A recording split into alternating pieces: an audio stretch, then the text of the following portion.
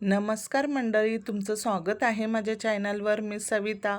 तर आज आहे ना मी मुगाचे लाडू बनवणार आहे. आणि मुगाचे लाडू बनवण्यासाठी ना मी 500 ग्रॅम इथे मूग घेतले आणि व्यवस्थित त्याला निवडून वगैरे घेतलं. आणि हे मुगाचे लाडू आहे ना, हे तुम्ही कोणत्याही सीझनला खाऊ शकतात. उन्हाळ्यामध्ये, थंडीत, पावसाळ्यात आपण हे लाडू कोणत्याही सीझनला खाऊ शकतात. आणि घरातले लहान तर मोठे सगळ्यांसाठी हे लाडू खूप फायदेशीर आहे. आता हे कढई गरम करायला ठेवले आणि कढईमध्ये ना याला आपल्याला छान असं लालसर कलर येईपर्यंत भाजून घ्यायचं आहे. आणि मुगामध्ये ना खूप जास्त प्रमाणात प्रोटीन असतं आणि हे लाडू आपण सालीसहितच बनवणार आहोत, म्हणून याच्यामध्ये फायबर्स आहे.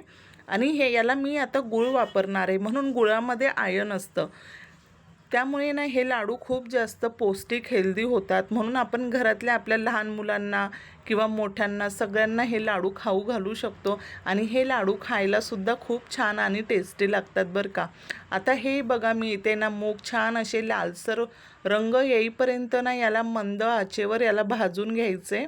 आणि हे छान भाजल्यानंतर ना याला आहे ना मग थंड करायला ठेवायचं फॅनखाली. तर बघा आता हे मी कशा प्रकारे भाजले, कारण की याला आपण जेवढं व्यवस्थित भाजतो ना तेवढे हे लाडू खायला खूप जास्त खमंग लागतात. म्हणून याला मंद आचेवर व्यवस्थित मी इथे भाजून घेतलं आणि थंड करायला ठेवलं फॅनखाली. आणि याला थोडंसं थंड होऊन द्यायचं आहे आपण.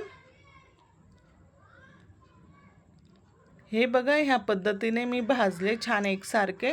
आणि छोट्या मिक्सर जारमध्ये मी याला बारीक केलं, 2 ते 3 टप्प्यामध्ये थोडे थोडे टाकून. कारण की छोट्या मिक्सर जारमध्ये ना हे व्यवस्थित बारीक होतं आणि चांगल्या प्रमाणात बारीक होतं. म्हणजे आता आपलं गव्हाचं पीठ असतं ना, गव्हाच्या पिठापेक्षा थोडंसं आपल्याला जाडसर हे दळायचं आहे. थोडं याला जाडसर ठेवायचं गव्हाच्या पिठापेक्षा. आणि ह्या पद्धतीने मी छान सगळे मूग दळून घेतले. आता याच्यासाठी ना हे 500 ग्रॅम मूग होते, त्याला मी ना 300 ग्रॅम गूळ घेतला. आणि आवडीप्रमाणे आपण ड्रायफ्रूट टाकू शकतो याच्यामध्ये. काजू बदाम मी घेतले थोडे असे बारीक काप करून. आणि इथे वेलची आणि जायफळची पूड घेतली. आणि पाववाटी मी इथे तूप घेतलेलं आहे. म्हणजे वजनीप्रमाणे याचं 200 ग्रॅम तूप मी इथे लागलेलं आहे मला. आणि कढईमध्ये हे तूप ना व्यवस्थित टाकायचं, कारण ह्या लाडूला ना तूप जास्त पाहिजे, म्हणजे व्यवस्थित होतात, ते छान सॉफ्ट होतात. आणि हे आता याच्यामध्ये ना मी पुन्हा आपलं जे मूग आपण वाटून घेतले ना ते सगळं पीठ याच्यामध्ये टाकून ना मस्त त्याला 5 ते 7 मिनटं छान भाजून घेतलं. याने काय होतं की लाडू अजिबात आपल्या टाळ्याला चिपकत नाही खाताना. एवढे टेस्टी आणि मस्त खमंग लागतात. आणि हे टिकतात पण छान. म्हणजे करून ठेवल्यानंतर ना 1 महिना हे लाडू आरामात टिकतात घरामध्ये. आता आपल्याला हे पीठ ना एकसारखं इथे हलवत राहायचं आहे, कारण की ते जळून द्यायचं नाही कढईला, नाही तर कढईला लगेच ते पीठ चिपकतं आणि जळतं. म्हणून तुपामध्ये हे पीठ ना छान एकसारखं हलवत राहायचं. आणि 7 मिनटं याला मी छान असं भाजून घेतलं परत एकदा तुपामध्ये. खूप साधी सोपी रेसिपी आहे आणि खूप झटपट पण हे लाडू होतात. आणि खूप कमी खर्चामध्ये, याला अजिबात खर्च नसतो. म्हणजे खूप कमी खर्चामध्ये हे लाडू तयार होतात. तर आता बघा पीठ किती व्यवस्थित मी इथे भाजून घेतलं आहे सगळं. याला पण मी मंद आचेवरच भाजलं.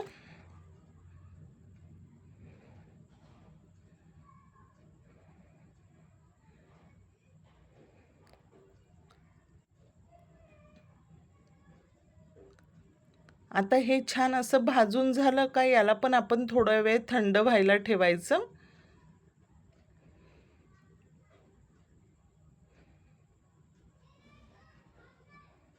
छान याला मी इथे म्हणजे भाजून थंड करून घेतलं. आणि हे थंड झालं ना, मग याच्यामध्ये आपण गूळ मिक्स करायचा.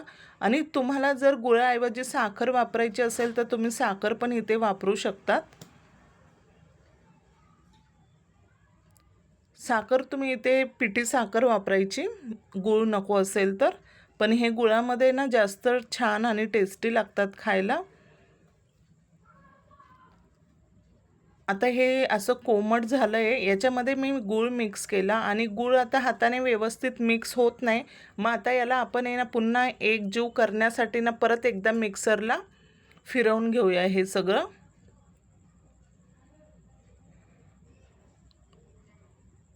याच्यामध्ये आता जायफळ आणि वेलचीची पूड पण मी आता इथे मिक्स केली.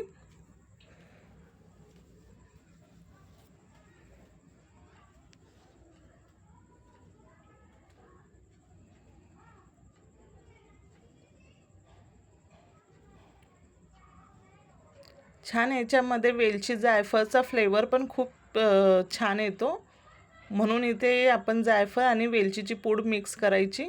आणि आता हे सगळं ना आपण थोडं थोडं करून मिक्सरमध्ये फिरवून घेऊया.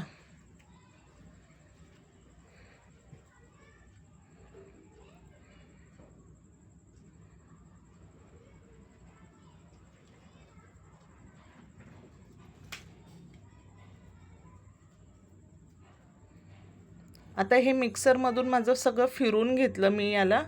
बघा आता याचा सगळा छान असा एकजीव झालेला आहे.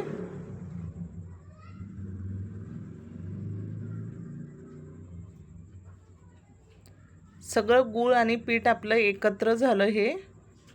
आता एका पॅनमध्ये थोडंसं राहिलेलं तूप मी इथे टाकते आणि आपले जे ड्रायफ्रूट आहे ना ते छान इथे आपल्याला खमंग होईपर्यंत तळून घ्यायचे.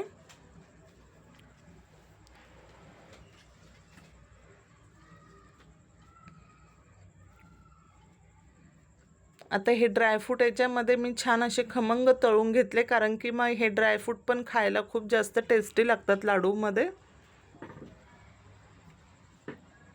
आणि याच्यामध्ये जर तुम्हाला डिंक टाकायचं असेल तर तुम्ही डिंक पण टाकू शकतात. आता आपल्याला हाडांचे जर त्रास असेल तर नक्की याच्यामध्ये आपण 100 ग्रॅम डिंक एवढ्या याच्यामध्ये मिक्स करून टाकू शकतो.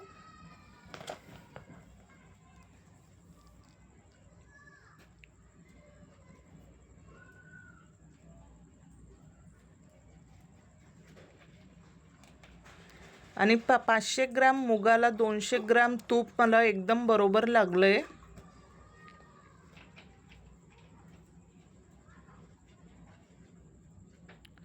याला छान असं मंद आचेवरच आपण तळायचं, कारण ते पण जळालं नाही पाहिजे. छान असे आता हे कुरकुरीत झाले इथे.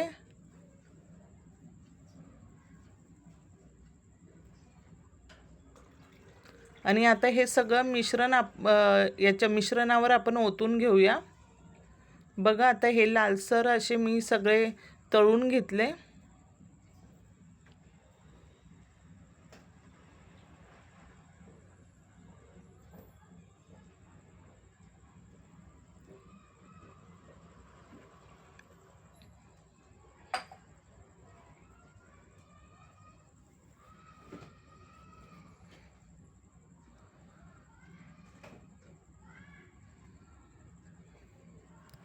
आता हे सगळं व्यवस्थित इथे मिक्स करायचं आहे आपल्याला.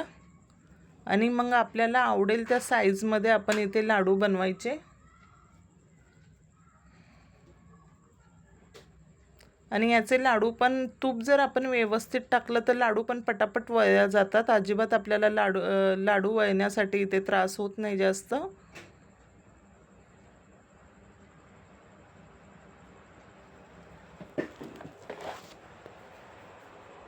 तर आता ह्या पद्धतीने मी इथे सगळे लाडू असे वळून घेतले.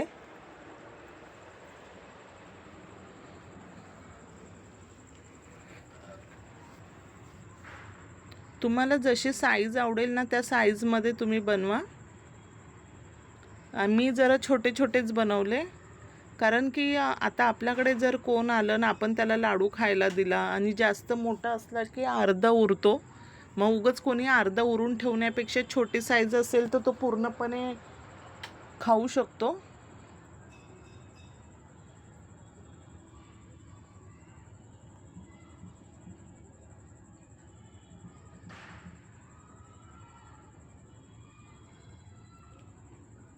आणि हे लाडू खरंच खूप जास्त टेस्टी लागतात बरं का, मुगाचे लाडू. आणि खूप हेल्दी आणि पौष्टिक आहे.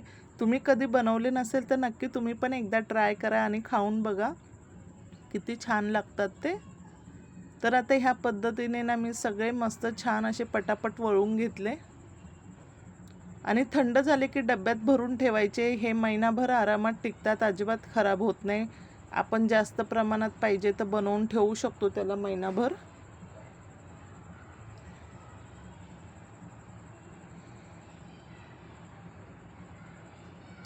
आणि आपल्या घरातले आता कोणी बाहेर शिक्षणासाठी असेल किंवा जॉबसाठी असेल तरी आपण हे त्यांना बनवून देऊ शकतो.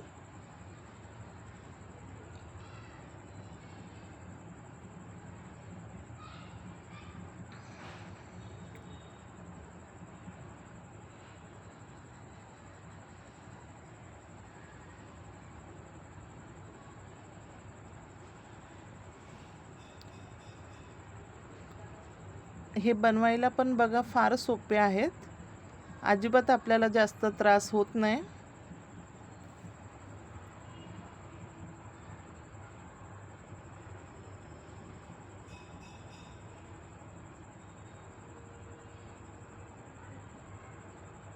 कोणी पण हे लाडू सहज वळवू शकता, एवढे पटापट होतात, अजिबात आपल्याला आता जास्त त्रास होत नाही हे लाडू वळताना.